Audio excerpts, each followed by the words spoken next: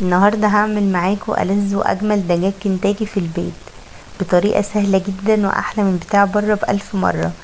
هتجربوها وهتشوفوا ان هي أحلى من كنتاكي وأحلى من بابايز وأحلى من كل الفرايد تشيكن اللي بتتباع في السوق، لأن هي جودتها حلوة قوي. خلطة التوابل طعمها رائع أكتر من رائع، وهوريكم ازاي تعملوا الشكل ده اللي بتدوروا عليه في كل الفرايد تشيكن، وازاي يطلع معاكم الجلد شكله كده، وازاي تبقى مقرمشة وتحتفظ بقرمشتها، وازاي تستوي من جوه وما تطلعش نية من جوه، ولو ما استوتش نعمل ايه. ما شاء الله شايفين الجمال. بس قبل ما ابدأ الفيديو، لو اول مرة تشوفوني انا اسمي اسماء. لو عجبكم الفيديو ما تنسوش تشتركوا في القناة ولايك وشير وفعلوا الجرس عشان يوصلكوا اشعارات بكل وصفاتي، وما تنسوش تحطوا تطبيقاتكم على الجروب بتاعي على الفيسبوك. يلا بينا نبدأ.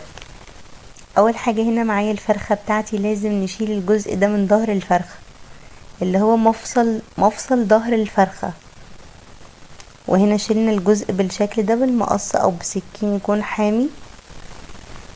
ولازم الفرخة بتاعتي تكون ما تزيدش عن كيلو او كيلو وربع، كيلو ونص بالكتير قوي، ويفضل انها تكون كيلو، بس للأسف انا ما لقيتش كيلو طبعا، ما بقاش في حاجة كيلو دلوقتي. فالفرخة بتاعتي كيلو 600 جرام او كيلو 700 جرام، بس ما فيش اي مشاكل. هنسويها وهتاخد سوا ناضج بنسبة 100%.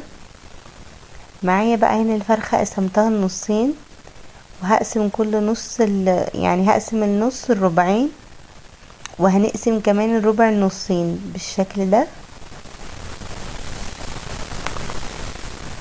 وكمان ممكن تستخدموا دبابيس صغيرة هتبقى حلوة جدا في الوصفة،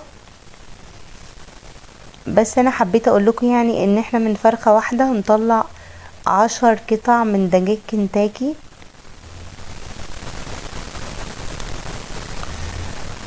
بالشكل ده، وهقطع برضو الربع التاني بنفس النظام الاولاني. وهنا بقى هنشيل الجناح ده، هنلف السكين بتاعتنا حوالين المفصل بالشكل ده، يعني هنخلي الصدر من العظم تماما.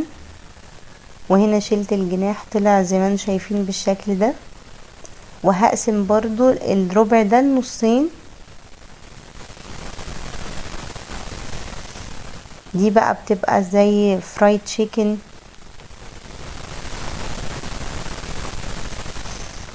بابايس وقسمنا هنا الربع ده النصين بالشكل ده. وهعمل برضو الربع ده والربع التاني بنفس الطريقة.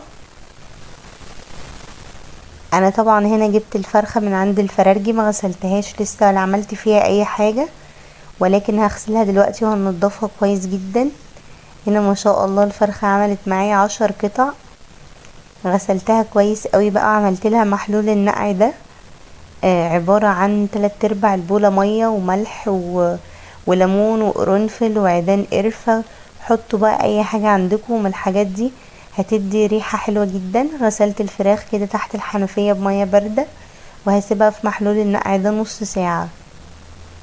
وهنا بقى صفيت الفراخ من محلول النقع، ريحتها حلوة جدا، مفيش فيها طبعا اي زفرة خالص. وهبدأ بقى اعمل فتحات كده في كل قطعة. الفتحات دي طبعا هتسهل عليا التسوية جدا، ولكن انا بسوي بطريقة مختلفة جدا بتديها نضج كامل بنسبة 100%. هتشوفوها معايا دلوقتي في الفيديو. وهعمل بقى فتحات كده هنا بقى في كل القطع بتاعتي. في المرحلة دي بقى خدوا بالكم كويس قوي عشان ايديكم ما تتعورش.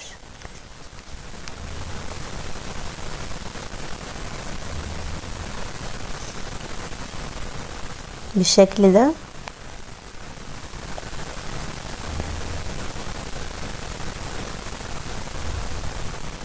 وفي دي كمان مش بنعمل فتحات بقى، ولكن بندي كده كام نغزة بالسكين. ومعايا هنا بقى البهارات بتاعتي، عبارة عن فلفل اسود وكمون وتوم باودر، بصل باودر، وبودرة مرق الدجاج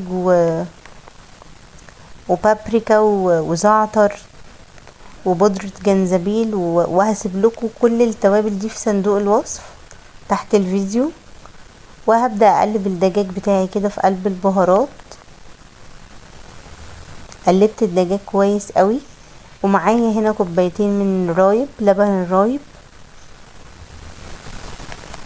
عايزه اقول لكم الوصفه دي ناجحه بنسبه 100% ما شاء الله، حرفيا احلى من كنتاكي اللي كلتوه بره، ولو جربتوه مره في البيت مش هتبطلوا تعملوه اطلاقا. وهقلبها كده في الرايب بالشكل ده، وهسيبها في التلاجة لمدة 12 ساعة. انا سبتها من بالليل لتاني يوم الصبح. يفضل انها تتساب 12 ساعة، تشرب من التتبيلة كويس اوي، تبقى حلوة جدا. ولكن لو مستعجلين استكفوا ب4 ساعات بس في التلاجة. ومعايا هنا بقى 3 كوبايات من الدقيق بالكوباية المعيارية، والبهارات بتاعتي برضو هسيبها لكم في صندوق الوصف.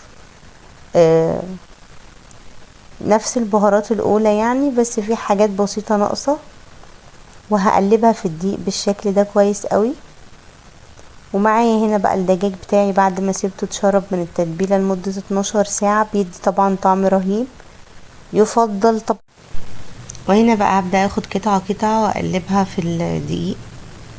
وعموما انا مش عارفه المقطع الاول ده راح فين، بس مفيش اي مشاكل، انا هعمل معاكم كذا واحده ما تقلقوش يعني. وهنا بقى بننزل بيها في الميه، بنعد بس 3 وبنخرجها على طول. دي المرحله التانية طبعا. المرحله الاولى هوريها لكم في القطع التانية. وبنرجع بقى ننزل بيها في الدقيق وبنقلبها حوالي 10 قلبات من بعيد بالشكل ده. زي ما انتم شايفين انا مش بضغط عليها علشان الغلاف القشرة الخارجية ما تبقاش سميكة قوي وتضايقنا، لا هي كده بتبقى بيرفكت، بتبقى مظبوطة بنسبة 100%. ببدأ اقلبها بالشكل ده. وخدوا بالكم المرحلة دي اهم مرحلة، اللي هي تغليف الدجاج. وبرجع بقى اطلعها بخبطها كده حوالي 4-5 خبطات. وطبعا اي حته مش متغلفه بالدقيق بعيد عليها تاني. والخبطات دي بقى اللي انا بخبطها دي اهم مرحله، هي اللي بتديكوا التمويجه والشكل التدريجي للدجاج الكريسبي. هي دي اصلا سر دجاج كنتاكي زي ما انتم شايفين. ومعايا بقى هنا دي الحته دي كده انا شلت من عليها التوابل ونزلت بيها في الدقيق. هنقلبها برضو حوالي 10 قلبات، نغلفها كويس قوي في المرحلة دي بالدقيق. انا مش بضغط زي ما قلت لكم، ولكن انا بقلبها، ولازم تكون كمية الدقيق يعني محترمة عشان تعرفوا تقلبوا كويس. وبعدين بقى بنزل بيها في البولة بتاعتي. هنا فيها مية عادي فترة من الحنفية. بنعد 3 وبنخرجها على طول، وبنرجع بيها في الدقيق تاني. بغطيها بالدقيق من تحت ومن فوق وبرجع اقلب. لازم يكون تحتها الدقيق غزير يعني كتير. وبنرجع نقلب برضو 10 قلبات بالشكل ده، ولكن مش بنضغط، 10 قلبات بس من بعيد كده. واهم مرحلة بقى ان انا اخبط القطعة كده، يعني اخبطها كده 4-5 خبطات. وهتشوفوا الشكل التدريجي، اللي هو سر الدجاج الكريسبي، سر دجاج كنتاكي. شايفين الجمال ان شاء الله، هي بتتكلم عن نفسها. وهعمل كل الكمية بنفس الطريقة. وهنا بقى كنت خلصت كل الكمية بتاعتي. ومعايا بقى هنا الحلة بتاعتي رفعتها على النار. يفضل انها تكون حلة مش طاسة. انا اصلا حطيت الزيت في الطاسة وبعدين رجعته تاني في الحلة، لان لقيت ان الطاسة مش غويطة كفاية، فهتبقبق وهتفور وهتبهدل الدنيا مني خالص. ولازم بقى كمية الزيت بتاعتنا تكون كمية زيت غزيرة. لازم الزيت يغطي وش الفراخ من فوق عشان تطلع معانا كريسبي ومقرمشة. ما تقلقوش خالص، هي ما بتشربش الزيت اطلاقا. وهنا بقى لازم اسيب الزيت يسخن، او اقيسه بترمومتر او بجهاز قياس حرارة. لازم يسخن يعني قوي. وهنا كان الزيت سخن معايا، وهبدأ بقى انزل كده ب3-4 قطع من الدجاج. انا مش هزود قوي يعني، مش هنزل بكمية كبيرة، لان الدجاج بيقلل درجة حرارة الزيت، بيقللها خالص. خدوا بالكم بقى، دي اهم نقطة، اهم مرحلة بقى للتسوية الصحيحة، التسوية البيرفكت بنسبة 100%. معايا هنا اول 4 دقايق اللي هي الصدمة الاولى على نار عالية، وبعدين من 15 ل20 دقيقة على نار هادية خالص، هادية تماما. وبعدين بقى بعد 20 دقيقة اخر 4 دقايق على نار عالية عشان ياخد اللون الكريسبي، اللون الذهبي المقرمش ده. ما شاء الله لونها رائع. هعيد معاكم تاني لان دي اهم مرحلة لنضج الدجاج والتسوية الصحيحة. اول ما الدجاج ينزل في الزيت، اول 4 دقايق اول صدمة على نار عالية عالية جدا، اعلى نار عندكم. وبعدين من 15 ل20 دقيقة على نار هادية جدا، هادية قوي. وبعدين اخر 4 دقايق على نار عالية عشان ياخد اللون القمر ده. ما شاء الله شايفين الجمال. وهنا كنت خلصت كل الكمية. مش قادرة اوصف لكم قد ايه مقرمش وكريسبي وقد ايه ما شاء الله مستوي من جوه بنسبة 100%. حاجة كده يا جماعة بجد رهيبة. والطعم بقى خد التتبيلة، يعني شربت التتبيلة تمام، طعمها حلو قوي. مع بطاطس محمرة بقى، مع عيش تورتيه، مع كايزر، وعيشوا بقى اللحظة. بجد طعمها رهيب. لازم تجربوا الوصفة دي.